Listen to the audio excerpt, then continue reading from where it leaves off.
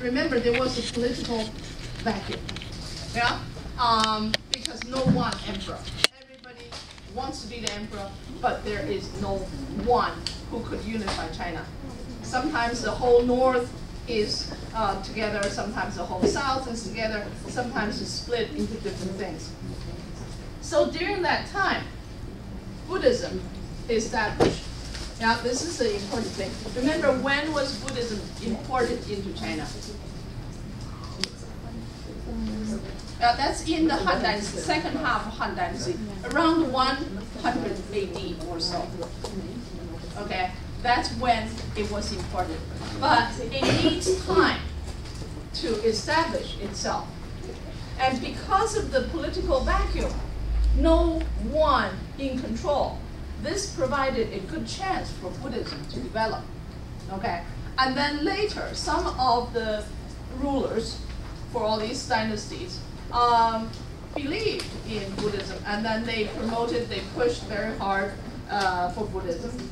But meanwhile, the Chinese side saying, wait, this is a foreign thing. Some of the stuff did not go with us.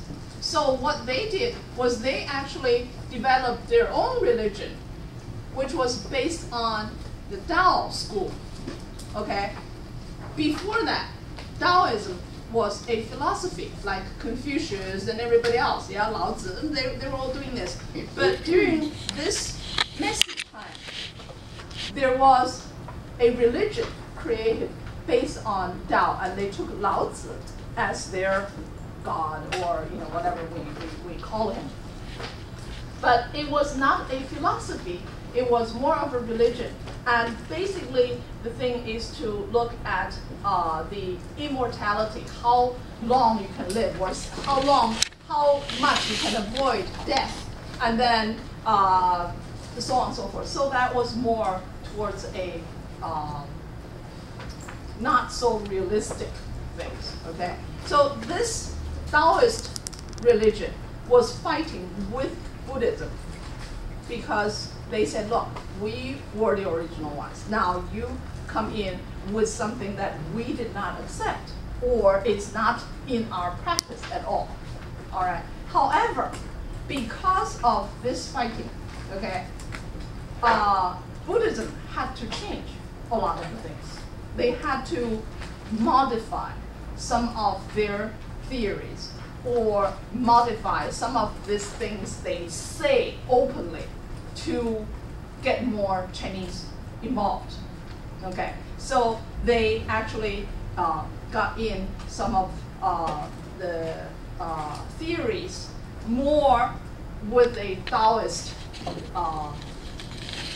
feel or taste to it. So that became a little more acceptable for many Chinese.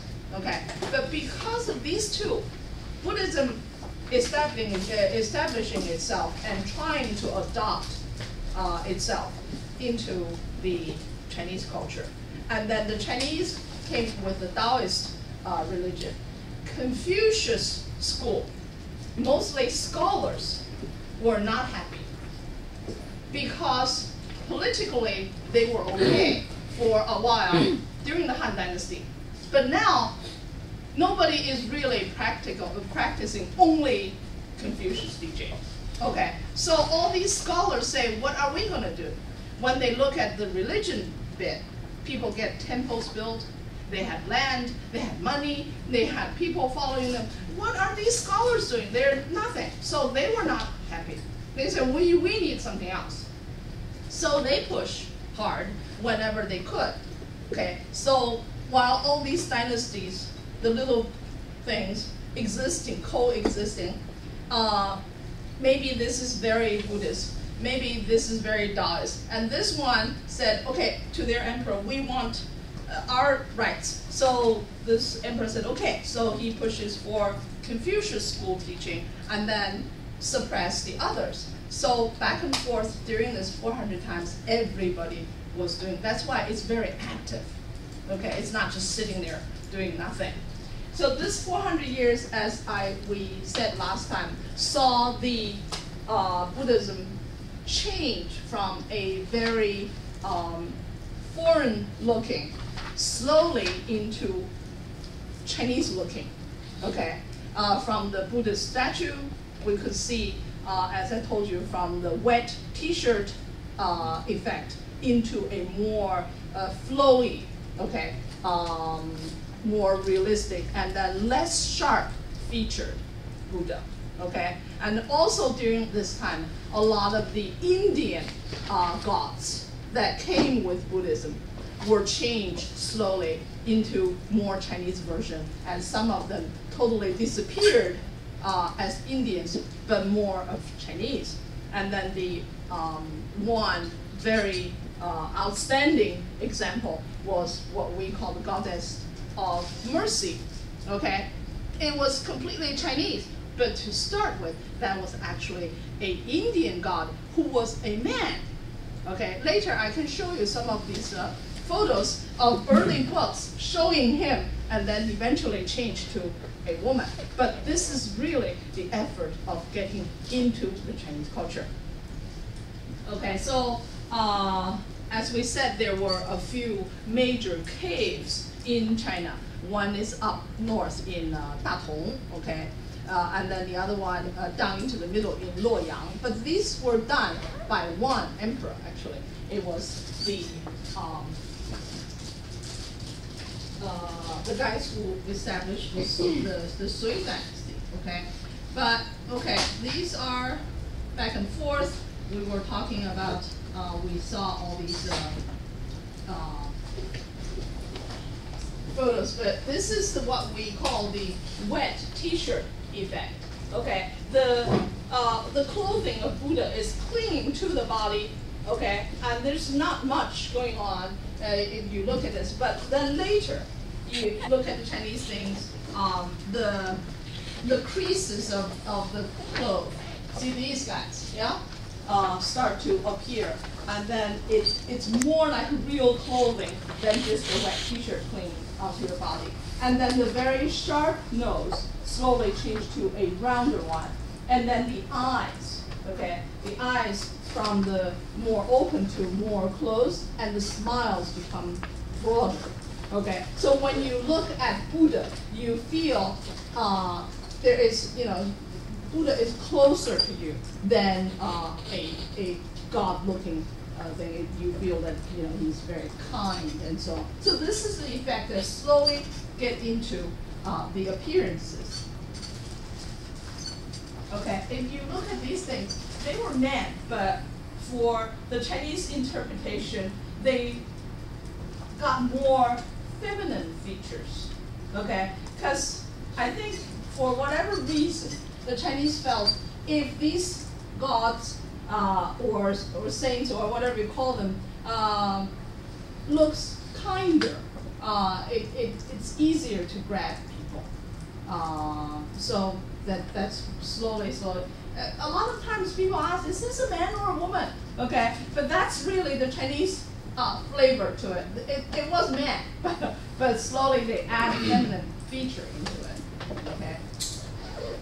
And this one, of course, this is in Longgang, in Longmen. This is what they call the Dragon Gate cave. This is in Luoyang, okay, next to the Yellow River. If you do have a chance, go.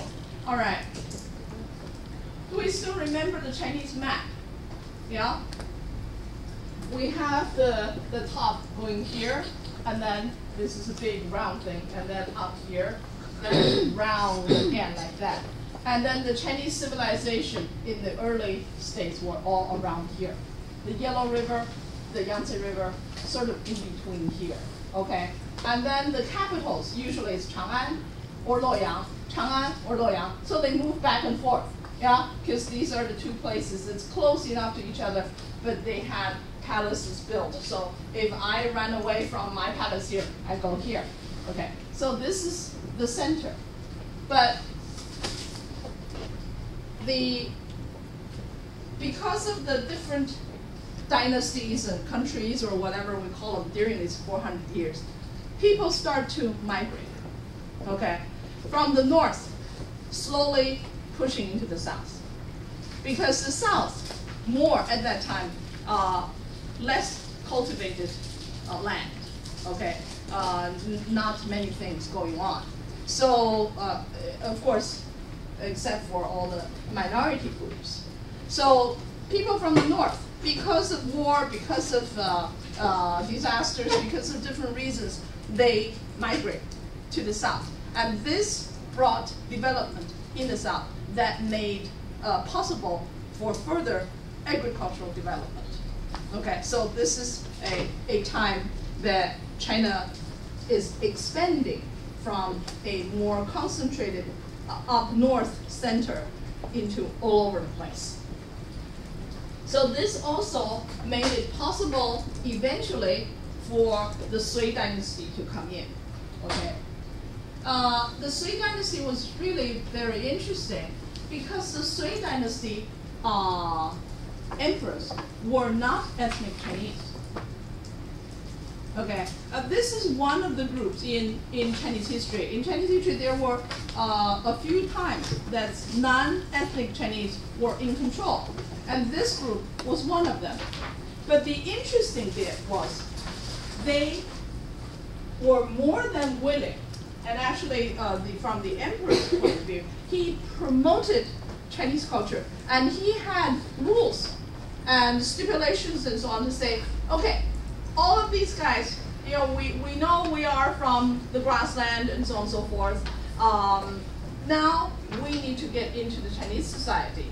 And then they change their names from multi-syllables to single-syllable Chinese names. And they say, marry Chinese women, change your clothing, and so on and so forth. Some people say his grandmother was Chinese. I read it, but there is no other body against this theory or come up with other stories. But grandmother Chinese or not, doesn't really matter. The thing is, there were people who had observed very carefully the Chinese culture and decided that was better for them to change. So this group changed. But their capital was not in central China to start with. Their capital was up. Okay. This group of people were sort of descendants from Han武Di time when he wiped out a lot of stuff, and then some of them moved into China and settled down within the Chinese border. So they were not attacking China when they established their place. They were already established inside China.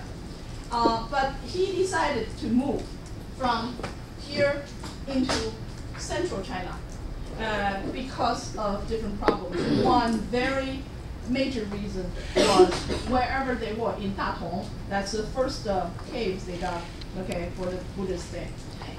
The water was so bad that it's not good for people. So the emperor at the time decided they were going to move down south towards the central China. And they finally did that. And then the second cave we just saw at Dragon Gate, again, was during his time. Okay, he was a devoted Buddhist believer. So when he was in power, okay, he made it possible to unify China again.